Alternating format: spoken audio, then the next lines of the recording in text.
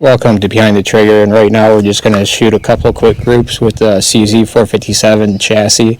Everything about this rifle is factory, but all I changed was the trigger spring. I put a Yo Dave in it.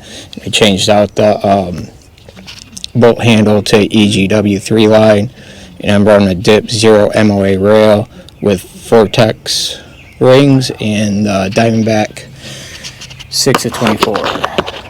Let's see what she can do. Let's see what I can do.